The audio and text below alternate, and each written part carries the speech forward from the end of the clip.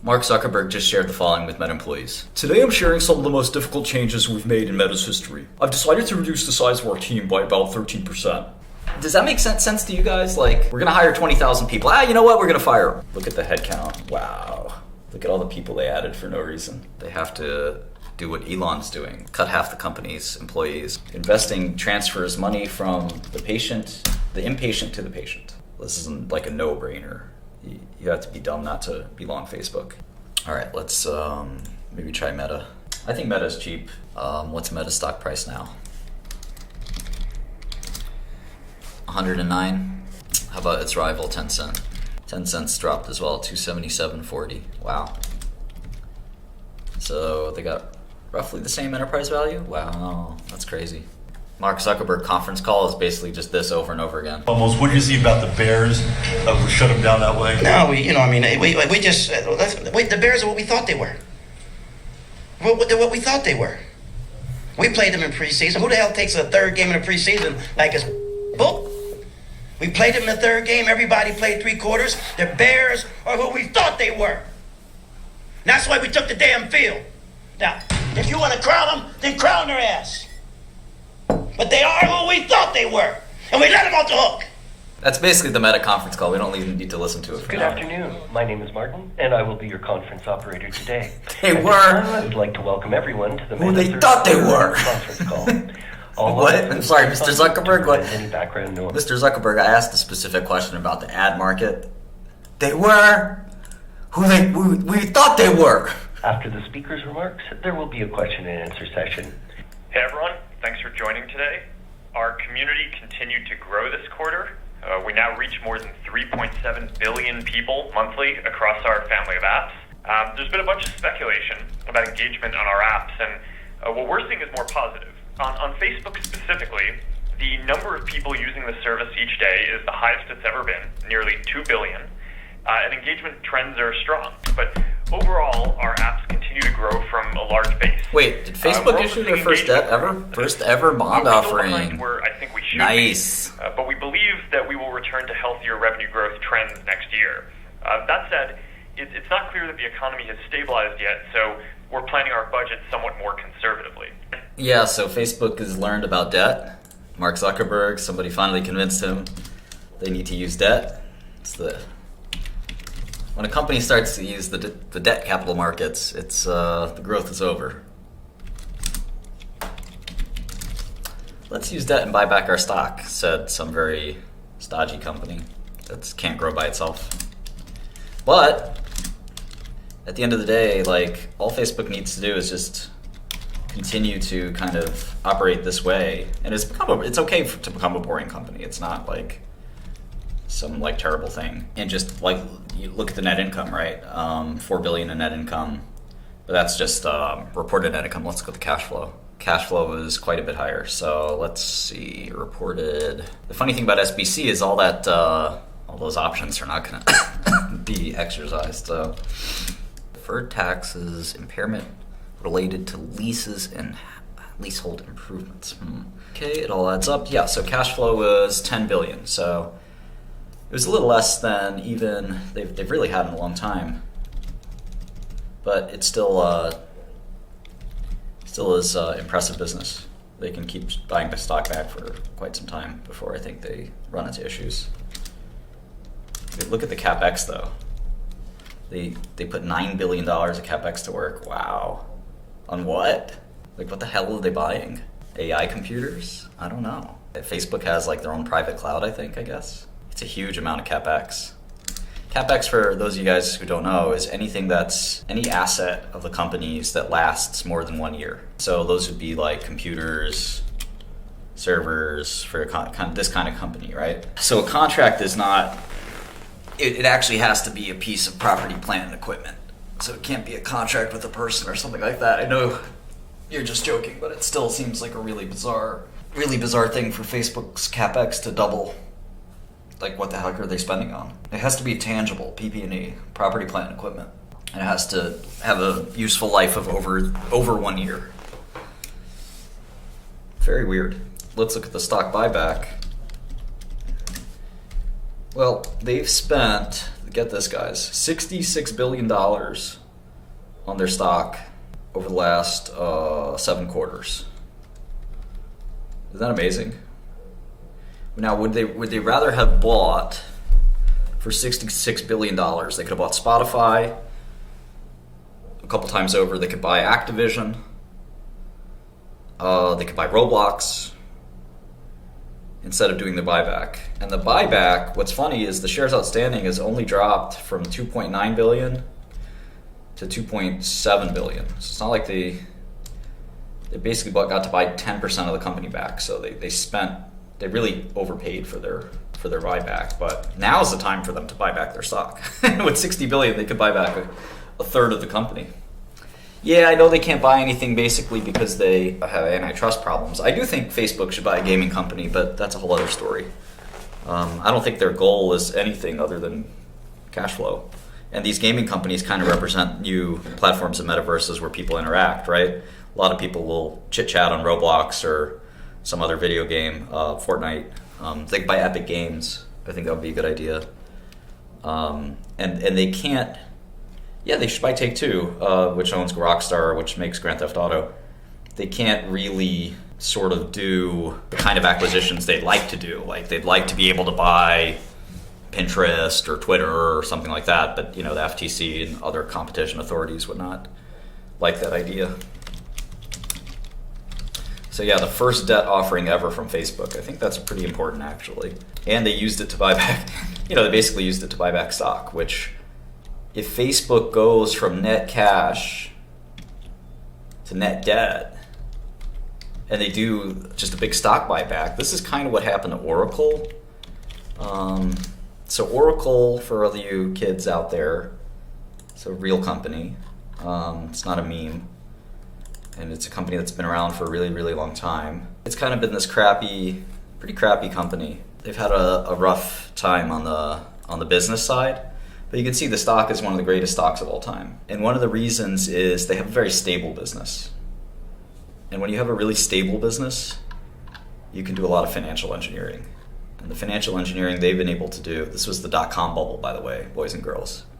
This is what I lived through. It was really amazing. Look how many years it took. 18 years for the stock to go back to its bubble price. And most stocks did not have this kind of luck. So they just kept buying stock back.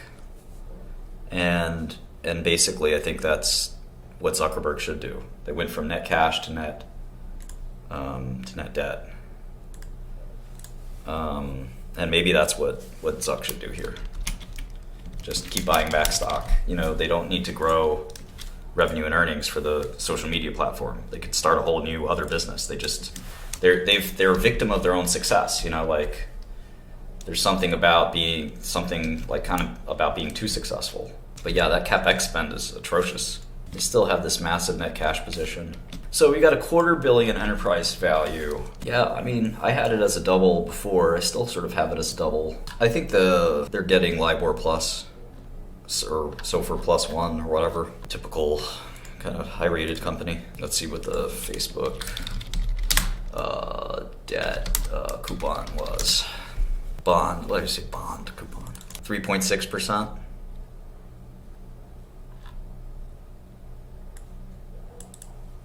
T plus 75. So the big meta competitors, we should look at Gas app. So gas up your friends. Oh, okay. This is like from a boy in 11th grade should DJ every party.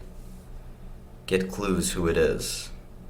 From a girl in 10th grade, who do you secretly admire? Ooh, Andy Fitzgerald, yeah!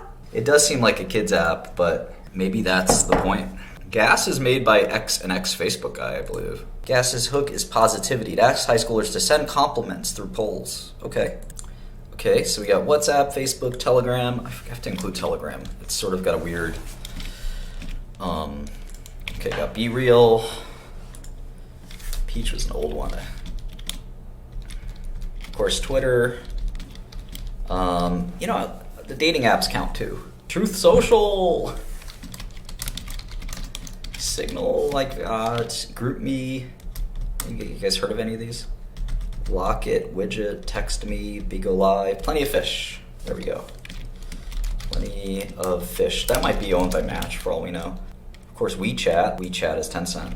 Oh, I forgot Grindr is public now, right? So we gotta add Grindr. Threesome couples dating. Okay, I might download that just for research purposes. Got to look into the competitors of Meta. It's So one of the big things about Facebook is trying to understand their actual ad product side. We all kind of like viscerally understand their social media side, which is a very different thing from their ad business.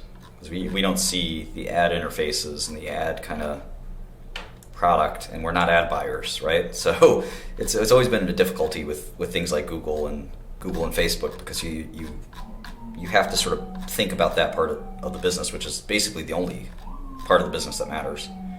And it's very hard to do so without sort of separating out the sort of rest of the business. Let's see here. Asia Pac is growing for Facebook. That's a good sign, I think. 6592. Oh, I see what's going on here. This is all revenue, not just ads. This is all revenue. Look at the property, plant, and equipment. So server and network assets. Buildings. Mostly server and network assets, construction in progress. Data centers. They're just building data centers. I guess this is for AI and stuff like that. Really out of control. They gotta slow that down. Oh, here are the bonds and the interest rates. 3.5% for 2027, 3.85 for 2032. They have 2052 bonds. It's 30 years from now, trading at 4.5%, and 2062, well, issued, I should say, not trading, at 4.65. Lend your money to Mark Zuckerberg. Probably more trustworthy than Sam Bankman. And revenue is not falling off a cliff. It's kind of stable. It's not growing, but it grew a lot after the pandemic. So when the revenue shoots up like crazy, and it doesn't shoot back down, it just kind of hangs in at that really high level. To me, that's a good thing. I don't see why that's a bad thing. People are really losing their minds over this, I think. We probably expanded a little too fast with the CapEx and the employee spend, but DAP 2930. Again, how many companies have this kind of trend? People aren't using Facebook. Well, what does this look like? You got 3 billion people using the product every single day. It's amazing. Family Map is almost 4 billion. It's just nuts. Yeah, so revenue was in this 20 billion range. You can't see this part of the chart, but bumped up to this 28 billion range, and has been hanging in there just fine. So to me, there's the daily actives, 1984. How much is US of that? 197. 2960 US Canada MAU. Here's the DAU, 2958. So the Facebook MAU is the highest number it's ever been, 266. Which for US and Canada is damn near most of the country, right? I mean, what's the population of Canada? 30 million? 74% of America and Canada. 38 million for Canada. 332 and 38. 332 plus 38 is 370. So they have literally 72% of every man, woman, and child alive. So that literally includes babies, people up, ages 6, 10, whatever. If you excluded those, if you exclude the bottom 10% of the population, which presumably is too young to be on a computer, they've got 80% of all people. And that sounds about right. If you think about your weird friends that don't have Facebook, that's rest of world ads, US ads. 1276. The ad number is in black and the reality number is up here and the total number is up here. Perfect. That's exactly what I needed. So if you look at the US and Canada ad revenue number, it peaked at 15 billion in the December quarter. We're about to see another December quarter. But if you look at year over year, it essentially is flat. 13.1 billion versus 12.8 billion, pretty much the same. Here it was down a little bit. Here it was up a little bit. Here was up quite a bit. So this is like pandemic peak. We don't know what Q4 will look like, although let's get the guidance. They gave guidance. 32.5 billion. So looks like they're guided to negative 2%, which is basically flat. Yeah, what a great stock. This is like got to be this to me like would be a top holding. So be patient, and money will be transferred to you, assuming you made the right decisions. You can be as patient as you want on AMC. You're probably not going to get paid. We won't get the next quarterly report until January, so it'll be a little while. We're in the midst of Q4. Last pieces of the cash flow statement together. Let's see, got the debt part, leases, overdraft, and other financing activities, exchange rates. Okay, also correct. Great, now we just need headcount. We published a newsroom post announcing a planned layoff. See, that's what's so crazy to me, right? Like you go from 60,000 people to 90,000 people, and then you fire all of them. Like, it's better than not reacting, right? I guess you better, if you're going to make a mistake, you might as well fix it. We are also taking a number of additional steps to become a leaner and more efficient company by cutting discretionary spending and extending our hiring freeze through Q1. How did we get here? At the start of COVID, the world moved rapidly online, and the surge of e-commerce led to outsized revenue growth. Many people predicted this would be a permanent acceleration that would continue even after the pandemic ended. I did too. So I made the decision to significantly increase our investments. Unfortunately, this did not play out the way I expected. Not only has online commerce returned to prior trends, but the macroeconomic downturn, increased competitions, and ad signal loss have caused our revenue to be much lower than I expected. We're restructuring teams to increase our efficiency, but these measures alone won't bring our expenses in line with our revenue growth. So I made the hard decision to let people go. How will this work? There's no good way to do a layoff, but we hope to get all the relevant information to you as quickly as possible, and then do whatever we can to support you through this. Everyone will get an email soon, letting you know what this layoff means for you. 3 of the primary areas we're going to focus on are our AI discovery engine that's powering Reels and other recommendation experiences, our ads and business messaging platforms, and our future vision for the metaverse. Our AI discovery engine is playing an increasingly important role across our products, especially as advances enable us to recommend more interesting content from across our networks and feeds that used to be primarily driven just by the people and accounts you follow. Moving to monetization, I've discussed in the past how the growth of short-form video creates near-term challenges, since Reels doesn't monetize at the rate of feed or stories yet. That means that as Reels grows, we're displacing revenue from higher monetizing surfaces. And I think this is clearly the right thing to do so that way Reels can grow with the demand that we're seeing.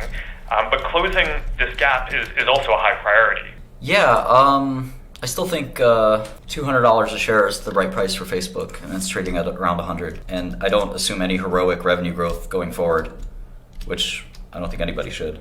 I even assume they decline revenues for next year and the year after. And then they kind of return to growth, but very modest growth. I assume they shut down Oculus after losing money on it for a couple years, which is immaterial. I mean, Oculus, Meta, all their extra projects don't really do anything.